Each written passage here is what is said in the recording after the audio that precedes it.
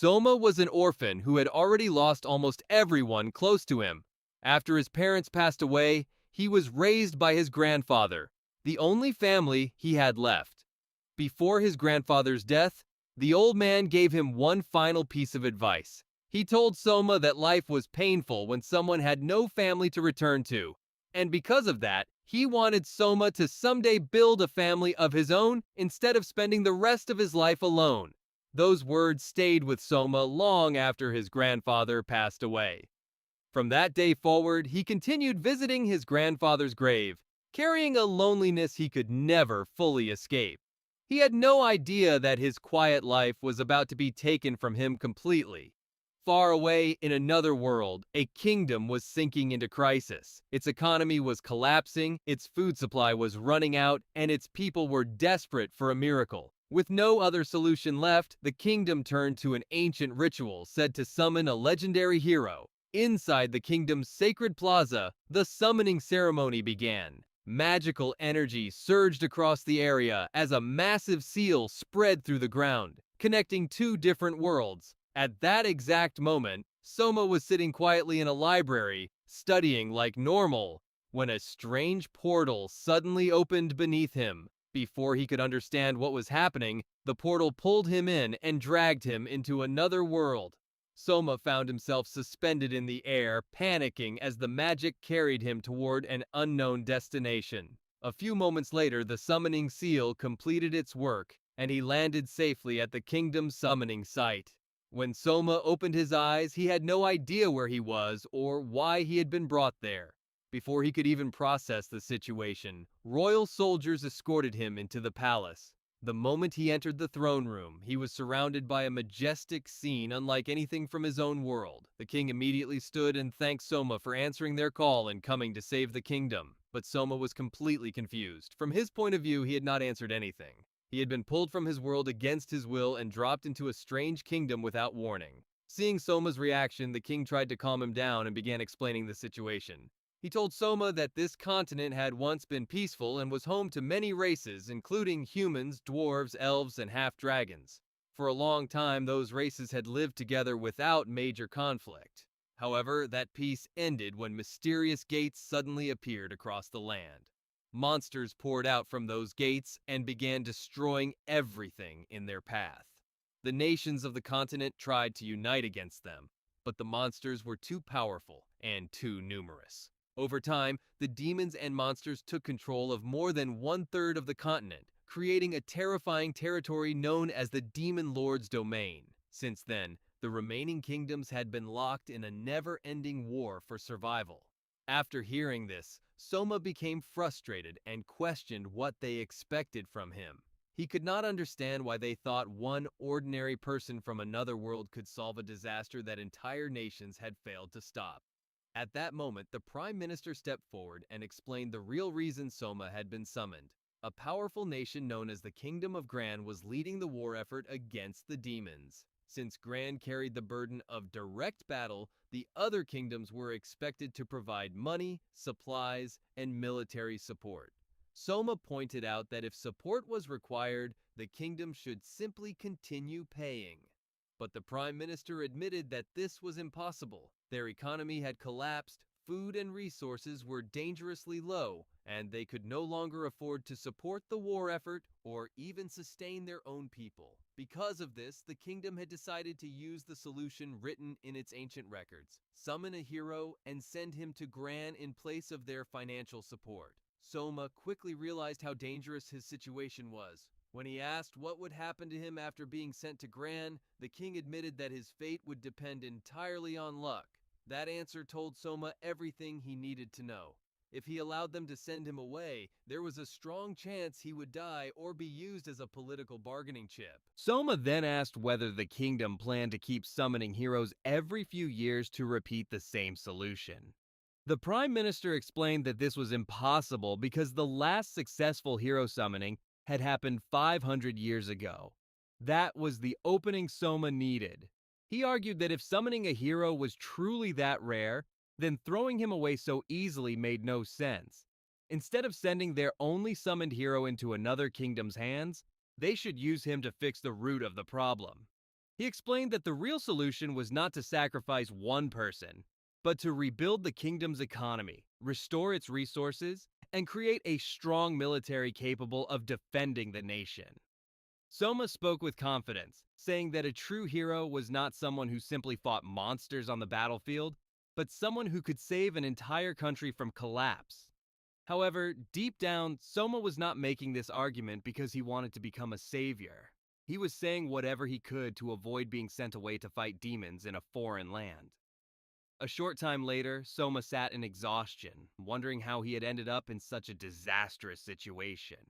Just as he was silently hoping for a way out, he looked up and realized the king, queen, and prime minister were sitting directly in front of him, waiting to hear more. Since he had already gone this far, Soma asked them to explain every detail about the kingdom's condition. This led to a massive meeting that lasted 3 straight days. During that time, Soma studied the kingdom's finances, resources, political problems, food shortages, and military weaknesses. The more he learned, the more he began creating practical solutions to stabilize the nation. By the end of those meetings, Soma was completely drained.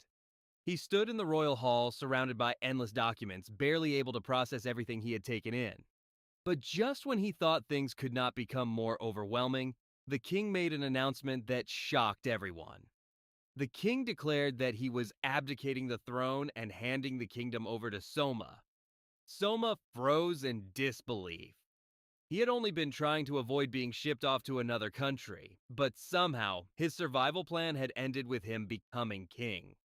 Before anyone could recover from the first announcement, the king revealed another surprise. Soma would also become engaged to his daughter, Princess Lycia. The entire royal hall erupted in confusion. In an instant, Soma had gone from a summoned stranger to the new ruler of the kingdom and the princess's fiancé. The news spread throughout the nation before anyone had time to understand what had happened. Meanwhile, Princess Lycia was riding back to the palace at full speed. After hearing that her father had given up the throne, she rushed into the royal hall, furious and ready to take action. She believed that Soma had somehow stolen the crown and came prepared to return it to her father herself. However, the former king calmly explained that Soma had not taken anything from him. He had willingly handed over the throne because Soma had already shown intelligence, discipline, and a talent for governing that surpassed his own. He also reminded Lycia that she was now engaged to Soma. Lycia became even angrier after hearing this. She could not believe such a major decision had been made without asking her opinion. Determined to confront the man who had suddenly become king and her fiancé, she immediately went to meet Soma herself. When Lycia opened the door, she expected to find a suspicious outsider enjoying his new power. Instead, she saw Soma buried beneath mountains of paperwork, working non-stop despite the exhaustion on his face. Soma looked up and simply asked whether she could read, write, and handle numbers. Lycia, already irritated, responded that of course she could, since she was educated and skilled in mathematics. Without hesitation, Soma told her to come over and help him finish the documents. Lycia was stunned by his attitude. She angrily reminded him that she was the former king's daughter, not some random assistant. But Soma casually said that he had mistaken her for a maid because of how she was dressed. Then, without showing any concern for her status, he introduced himself as the new king and told her to help with the work. Lycia could not believe how rude he was. From her perspective, this stranger had received the throne, become her fiancé, and was now ordering her to do paperwork. But Soma sighed and admitted that he did not fully understand the situation either. He explained that he had only been trying to survive and avoid being sent to Gran. But after he presented solutions for the kingdom's problems, her father suddenly handed him the crown. Soma told her that he had expected, at most, to be given a position like finance minister. Becoming king had never been part of his plan. After hearing his explanation, Lycia began to realize that she had misunderstood him. She apologized, admitting that she thought he had deceived her father and stolen the throne. But now it was clear that her father had willingly chosen him. Soma then told Lycia that once he repaired the kingdom's condition, he planned to step down from the throne. As for their engagement, he said she was free to cancel it if she wanted. Instead of being relieved, Lycia was caught off guard. She questioned whether he was rejecting her because he did not find her appealing. Then she quickly shifted the conversation to a more serious issue, asking how he intended to repair the kingdom when they barely had any money left. Soma confidently told her that he had already found a source of funding. He had started selling certain royal treasures and using the money to rebuild the country. Lycia was shocked. To her, selling royal treasures sounded reckless and disrespectful. But Soma explained that those treasures belonged to the people, not just the royal family. If they could be used to save the citizens from poverty and hunger, then letting them sit unused in storage made no sense. He explained that he had separated the treasures into three categories.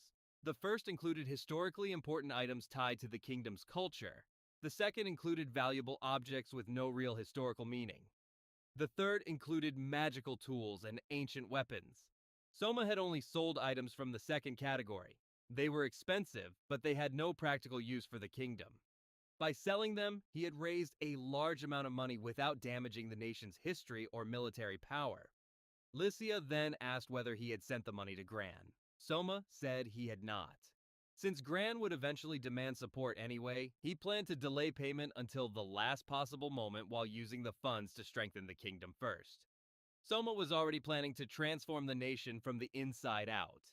He wanted to stabilize the economy, restore food production, rebuild public systems, and eventually create an army strong enough to protect the kingdom from future threats.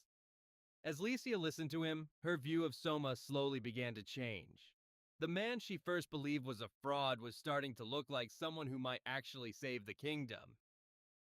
At first, the kingdom had managed to survive by selling cotton at high prices and using the profits to import food. But once other nations began growing cotton as well, the market collapsed. Cotton lost its value, and the kingdom was left with fields full of crops it could no longer sell while its people had almost no food to eat. That was how the famine began. When Lycia heard Soma's explanation, she felt ashamed that the kingdom had failed to notice such an obvious problem sooner. But Soma told her that blaming the past would not solve anything. What mattered now was fixing the situation before it became worse. He also reminded her that there were still many things she needed to learn. Soma knew that one day he might leave this world, and before that happened, he wanted to make sure the kingdom would remain safe in Lycia's hands. His words deeply affected her. She understood why he said it, but the thought of Soma eventually leaving made her heart uneasy. After returning to the palace, Soma and Lycia sat together for lunch. During the meal, Soma continued explaining his agricultural plans and how the kingdom could move away from depending on trade and begin producing enough food to support itself. His goal was to rebuild the nation from the ground up, starting with the fields. While they were speaking, Arx, the captain of the royal guard, joined them. After greeting Soma, he asked whether there were any major problems affecting his rule or anything he could help with. Soma answered honestly. Aside from the prime minister, most of the old officials were proving to be useless. In Soma's view, if they had been competent, the kingdom would never have fallen into such a desperate condition in the first place. Because of that, he needed to replace them with people who actually had the talent and intelligence to help rebuild the country. Not long after, Soma made an unusual request to Lycia. He asked whether the kingdom had something similar to a live broadcast system. Lycia confirmed that it did. The kingdom possessed magical stones that could transmit images and voices from the royal palace to different parts of the nation. Soma immediately decided to use that system to speak directly to the people. He did not want to recruit officials the traditional way. The old system relied too heavily on status, education, and noble blood. Soma wanted something different. He wanted talent. It did not matter whether someone was rich or poor, noble or common, man or woman. If they had an ability that could help the kingdom, Soma wanted to find them. Through the broadcast, Soma addressed the citizens and told them that the kingdom was facing a dangerous crisis. He said the country needed people who truly cared about their homeland and were willing to use their talents for its future. He made it clear that no skill was worthless if it could benefit the people. He announced that competitions would be held and those with useful abilities would receive large rewards. His message was simple. Anyone who believed they had talent should come to the palace and prove it. The speech immediately stirred excitement throughout the kingdom. For the first time in a long while, ordinary people felt like they had a chance to be seen. Soma's words gave them hope, and many talented citizens began making their way toward the palace. Afterward, Lycia remembered Soma's words from the cotton field. He had told her that she needed to learn everything because one day he would leave, and the kingdom would have to survive without him. The memory stayed with her so strongly that she woke from sleep still thinking about it. Soon after, a palace maid entered and informed Lycia that Soma would be honoring the successful candidates from the talent search in front of the public. Since the ceremony would be broadcast across the kingdom, Lycia needed to attend. The scene then shifted to the royal hall, where Soma sat on the throne as the live award ceremony began. 5 talented individuals stood before him, each chosen because their abilities could help the kingdom in some way. However, the ceremony immediately became tense. 4 of the candidates bowed respectfully, but one girl refused. When the guards demanded that she show proper respect to the king, she firmly explained that warriors from her tribe did not bow to anyone except their own leader. The captain of the guard became angry, but Soma calmly stepped in and told everyone to relax. Instead of punishing her, he accepted her custom and allowed the ceremony to continue. The girl was Aisha, a dark elf from the sacred forest. Using his magic and the knowledge stored in books, Soma learned more about her people and discovered that she was one of the kingdom's most talented warriors. Soma intended to reward her, but Aisha refused the money. Instead, she asked for help. She explained that her homeland, the sacred forest, was dying. The plants and trees were no longer growing properly, and if things continued, her entire tribe could be threatened. She begged Soma to save the forest. Soma thought for a moment, then asked when the trees had last been pruned. Aisha was confused because she did not even know what pruning meant. That answer told Soma everything he needed to know. He explained that large trees needed to be trimmed, so sunlight could reach the smaller plants beneath them. If the branches grew too thick and tangled, they would block light, weaken the soil, and prevent healthy growth. In other words, the sacred forest was not dying because of a curse or disaster. It had simply been neglected for too long. Aisha was shocked by the explanation. Realizing that Soma had identified the problem so quickly, she immediately bowed and asked him to come to the sacred forest personally. She wanted him to teach her tribe how to prune the trees and save their home before it was too late. The next candidate was Jin, a young woman known throughout the kingdom for her extraordinary beauty and her gift for singing. To test her ability, Soma played a song from his original world using his phone, a device completely unfamiliar to everyone in the hall. Jin listened carefully, absorbing the melody with intense focus. Then, to everyone's amazement, she repeated the song with near-perfect accuracy. Her voice filled the royal hall so beautifully that the entire audience was left captivated. When she finished, the hall erupted with applause, proving that her talent was more than enough to move the hearts of the people. After Jin came the third candidate, a nervous young man named Shan.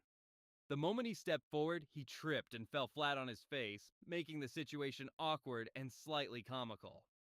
At first, no one understood why someone like him had been chosen. Then, his talent was revealed. Shan could eat, not fight, not sing, not use powerful magic. His special ability was his enormous appetite. He could consume shocking amounts of food, almost as if his stomach had no limit. To most people, this seemed useless, but Soma immediately saw value in him.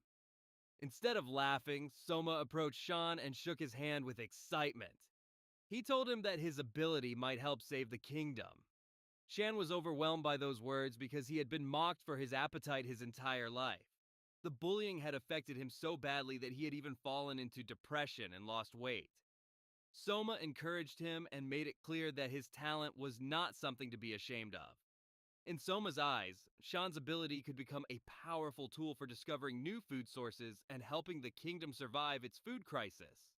The live broadcast was not only about hiring talented people, Soma was also using it to send a message to the entire nation. He wanted the citizens to understand that every ability had value if used correctly. By showing unusual talents on a national stage, he hoped to restore confidence to people who had spent their lives believing they were useless. Then came one of the most important candidates, Akra. Unlike the others, Akra's talent was purely intellectual. He possessed an incredible memory, sharp reasoning, and a deep love for reading. His knowledge covered politics, history, military strategy, and many other fields, making him exactly the kind of person Soma needed. Soma offered him a position managing the royal library, which would give him access to rare and valuable books. However, Akra calmly proposed something much bigger. He wanted to use his knowledge directly for Soma's rule and serve as his royal advisor. Soma was surprised by his confidence, but did not reject him. He said that if Akra truly believed he was worthy of that responsibility, then he might be given the chance. Akra responded with complete certainty, saying that Soma would not even consider him unless he had already recognized his value. Soma paused for a moment, realizing that Akra was not only intelligent, but also bold enough to challenge him directly. He decided that after the ceremony, Akra would come to his office so they could discuss the matter privately. In the future, Akra would become one of Soma's most trusted allies, and eventually earn a reputation as the king's right hand. Finally, the last candidate stepped forward. Her name was Tomi, a young girl from the woolly wolf race. Her talent seemed harmless at first because she could communicate with birds and animals. However, Soma quickly realized that her ability might be far more dangerous than anyone understood. Using his magic and the information found in books, Soma learned more about the woolly wolf people and discovered that their origins came from beyond the kingdom's borders. While the ceremony continued, Tomi nervously tried to speak to Soma. She clearly wanted to tell him something important, but was too frightened to say it openly. Soma approached her and quietly told her to speak, assuring her that no one else would hear. Tomi then revealed a secret so serious that Soma immediately became cautious.